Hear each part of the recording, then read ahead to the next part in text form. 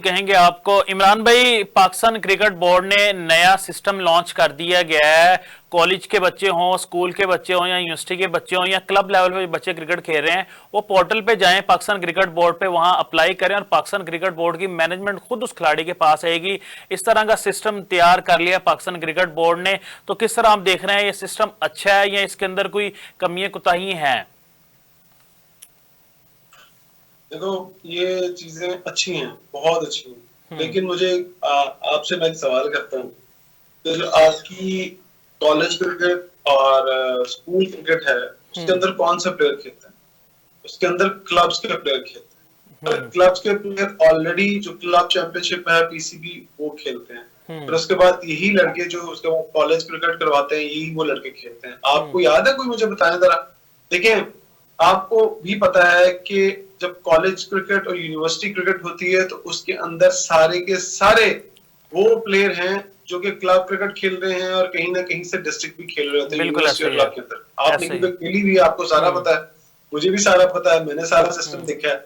अब हम अगर बैठ के इनके ऑपरेशन करने शुरू कर दें, इनकी पोस्टमार्टम करने शुरू कर दें, जनाब टैलेंट कैसे अच्छा इमरान भाई, चेक एंड बैलेंस बहुत जरूरी है। लास्ट टाइम जो कॉलेज टूर्नामेंट हुआ था, उसकी टीम जो चैंपियन बनी थी पंजाब कॉलेज, उसके अंदर 2 से खिलाड़ी फर्स्ट क्लास प्लेयर थे और वो खिलाड़ी कॉलेज में पढ़ते भी नहीं थे। तो उन खिलाड़ियों को शामिल करके उनके कोचिंग ने चैंपियन तो बन गए थे, लेकिन टैलेंट नहीं मिला पाकिस्तान को, टीम को। तो अगर इस तरह का चेक एंड बैलेंस नहीं होगा फिर तो कोई फायदा नहीं। चेक एंड बैलेंस बहुत जरूरी है।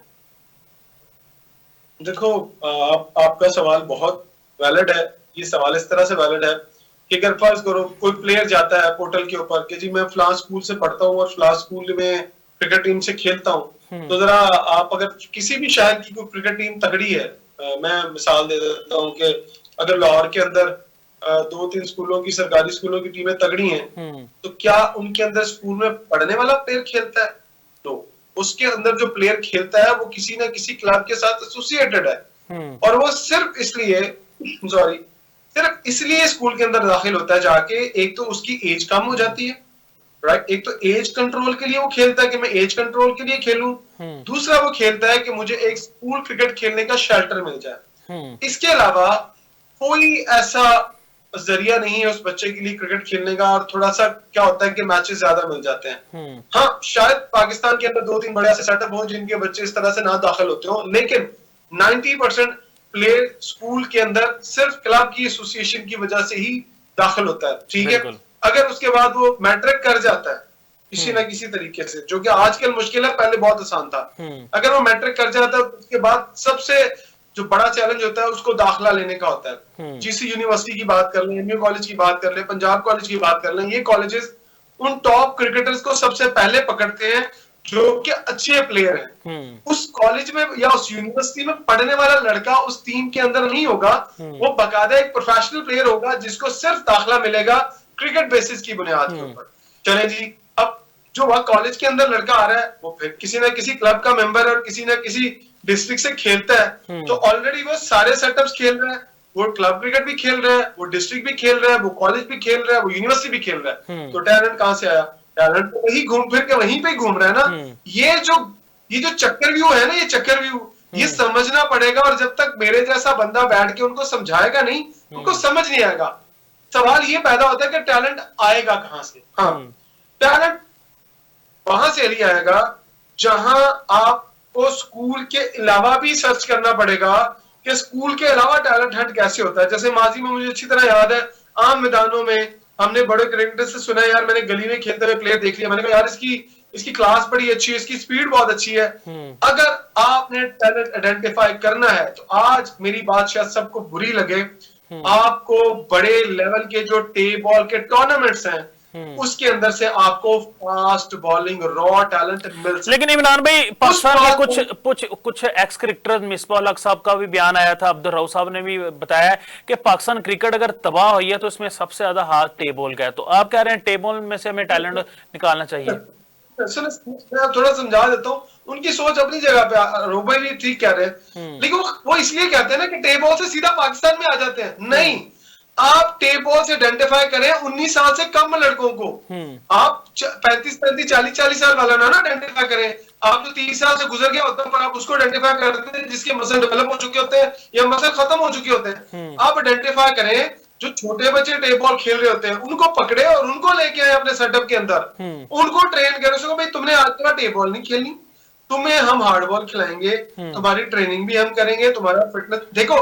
टैलेंट उसके अंदर तेज बॉल फेंकने की एबिलिटी तो है ना, कि अगर वो बच्चा तेज बॉल अगर 19 साल से कम उम्र में फेंक रहा है तो यार उसको लेके आओ, उसकी मसल डेवलप करो, उसको पढ़ाओ, उसका खर्चा उठाओ और फिर आपके पास अच्छा क्रिकेटर आएगा। इसी तरह से इमरान भाई बड़ी खूबसूरत आपने बात की कि उनका खर्चा। तैमूर मिर्जा को ले आओ यार। जी जी, मैंने तो कहा ही नहीं तैमूर मिर्जा को, निक्के को, चिट्टे को, इन सबको ले आओ। नहीं, जो कम उम्र प्लेयर हैं वो आपको स्कूलों में, आपको पता है कि आपके कितने बच्चे जो है स्कूलों में पढ़ते हैं और कितने बच्चे जो टेप बॉल खेल रहे होते हैं और कितने क्लबों में आते हैं। वो क्लब में आना पसंद ही नहीं करते, वो अकेडमी में जाना पसंद ही नहीं करते। क्या करते हैं? इमरान भाई उसकी वजह यह है कि मेरी भी एक डोमेस्टिक प्लेयर से बात हुई थी, मेरे साथ वो खेले हुए हैं, अभी वो डोमेस्टिक सिस्टम का हिस्सा भी है। तो उन्होंने कहा मैं टेप बॉल इसलिए खेलता था, मुझे वहां से पैसे मिलते थे, मुझे पाकिस्तान क्रिकेट बोर्ड से या डिपार्टमेंट से उस तरह पैसे नहीं मिलते थे, इसलिए मैं वहां खेलने जाता था। तो इसी वजह से हमारे क्रिकेटर जो है ना टेप बॉल खेलते हैं।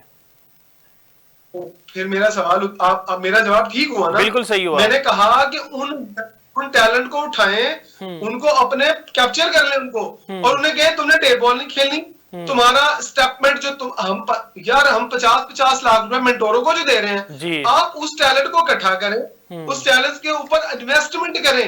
उनको कहें यार तेरा 50,000 रुपए या 1 लाख रुपए महीने का हम देंगे, तुमने अब क्रिकेट भी यही खेलनी है, तुमने पढ़ना भी यही है, तुमने सब कुछ यही करना है। आप बताएं, मुझे अच्छी तरह याद है, क्या मैं टेप बॉल नहीं खेला था बचपन में? जब मैं 10-12-15 साल का था तो मैं टेप बॉल ही खेलता था ना। कौन सा मैं सीधा हार्ड बॉल की टीम में जाके खेलता था। तो मुझे लोगों ने कहा यार तुम्हारे अंदर टैलेंट है, तुम क्लब क्रिकेट जाओ। जब मैंने क्लब क्रिकेट शुरू कर ली तो फिर उसके बाद मैंने टेप बॉल नहीं खेली। क्या आपने ऐसे लोगों को नहीं देखा कि आपने शुरू में टेप बॉल नहीं खेली थी? टेप बॉल खेली थी तो उसके बाद आपको लगाया जो है ना कि आप अच्छे क्रिकेटर बन सकते हैं, पर आपने नहीं खेली। यार आपको कहीं ना कहीं इस बात को एक्सेप्ट करना पड़ेगा कि आपके मुल्क के अंदर अगर रॉ टैलेंट है तो वो गलियों में, बाजारों में, छोटे ग्राउंडों में, छोटे कस्बों में छुपा पड़ा है। अच्छा इमरान भाई, आखिरी सवाल जानना चाहूंगा, टाइम कम है। पीएसएल के बाद बाबर आजम और रिजवान को आप टी20 टीम में देख रहे हैं और पाकिस्तान क्रिकेट का फ्यूचर आप क्या देख रहे हैं आफ्टर पीएसएल? देखिए, पहली बात तो मुझे पीएसएल के ऊपर ही बहुत बड़ा एतराज है। पीएसएल फर्स्ट हुई थी, पीएसएल फर्स्ट आप देख लो, पीएसएल 10 देख ले। अगर रैंकिंग वाइज अगर टाइम उनको नंबर देने शुरू कर दें तो पहली 3 पीएसएल 4 निकाल दें, ग्राफ नीचे आ रहा है। पीएसएल क्या ग्राफ नीचे आ रहा है हमारा दिन ब दिन पीएसएल में 10वें नंबर पर आ गए। अगर मैं नंबर देने शुरू करूं ना, आज 10वीं पीएसएल को, जिसको पीएसएल एक्स बोल रहे हैं सर, वो थर्ड क्लास कैटेगरी है पीएसएल की, बिल्कुल डाउन कैटेगरी है।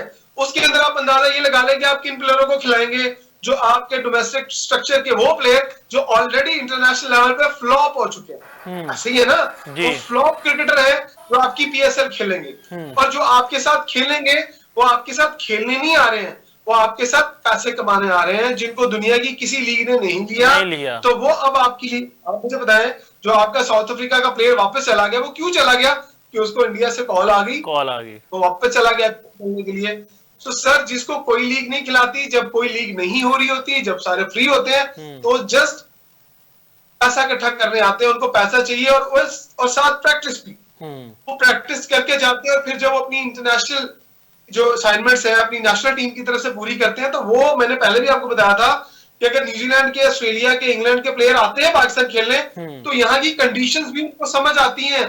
तो जब भी वो सिलेक्ट होते हैं सॉरी एशियन टीम्स के लिए, तो जनाब वो आके यहाँ परफॉर्म करते हैं। क्यों? कि उनको उनके एक्सपीरियंस होता है कि वो उन्होंने पीएसएल भी खेली हुई है, उन्होंने श्रीलंकन लीग भी खेली हुई है, उन्होंने बांग्लादेश लीग भी खेली हुई है, और कुछ ने आईपीएल भी खेली हुई है। तो एशियन एक्सपीरियंस आ गया।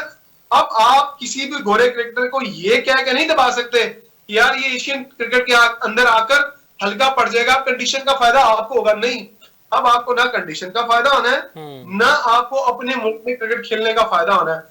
अब फायदा उसको होना है जिसकी स्किल अच्छी है, जो टेक्निकल क्रिकेट खेलता है, जिसको मॉडर्न डे क्रिकेट खेलनी आती है, जो मॉडर्न डे क्रिकेट के साथ प्लेयर चलता है, वही अच्छी क्रिकेट खेलेगा। और हाँ, सबसे बड़ी बात, जो सबसे ज्यादा सुपर फिट प्लेयर होगा वही क्रिकेट के अंदर सरवाइव करेगा। आपके अंदर, मुल्क के अंदर जितना मर्जी बड़ा टैलेंट आ जाए, अगर वो फिट नहीं है तो वो यहां भी बेकार है, वो बाहर भी बेकार है। बिल्कुल इमरान भाई सही कह रहे हैं, जो सुपर फिट है वही परफॉर्म करेगा। बहुत शुक्रिया, आपने हमें अपना कीमती टाइम दिया। हमारे साथ मौजूद है senior sports analyst Imran Suhail साहब, और जिस तरह वो बता रहे थे कि पीएसएल जब से स्टार्ट हुई है, पीएसएल 1 से लेकर पीएसएल 10 तक पाकिस्तान क्रिकेट का ग्राफ नीचे की तरफ ही आ रहा है। नाज़रीन, पाकिस्तान मुकाबला न्यूजीलैंड 5 टी20 मैचेस और पाकिस्तान ये सीरीज हार चुका है 4-1 से।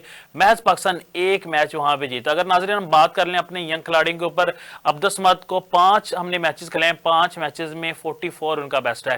बात कर लें हसन नवाज के ऊपर, तो हसन नवाज को हमने 5 टी20 मैचेस खिलाए, महज 100 स्कोर उन्होंने किया है। 3 मैचों में इन्होंने 0 किए, एक मैच में इन्होंने 1 स्कोर किया है। अगर हम बात कर लें हम उन खिलाड़ियों के ऊपर जिन खिलाड़ियों का कम बैक हुआ, जिसके अंदर शादाब खान शामिल थे, जिसके अंदर मोहम्मद हारिस शामिल थे, या उन खिलाड़ियों के ऊपर बात कर ले जो मुसलसल टीम का हिस्सा थे, हारिस रऊफी, शहीनशाह अफरीदी मुसलसल नाकाम हमें दिखाई दे रहे हैं और पाकिस्तान क्रिकेट तबाही की तरफ जाई जा रही है। अगर हम कहेंगे पाकिस्तान क्रिकेट इस टाइम तबाह हो चुकी है तो ये कहना गलत नहीं होगा। इसी के साथ मुझे मेरी टीम को दीजिएगा इजाजत, मिलते हैं इंशाल्लाह अगले प्रोग्राम में।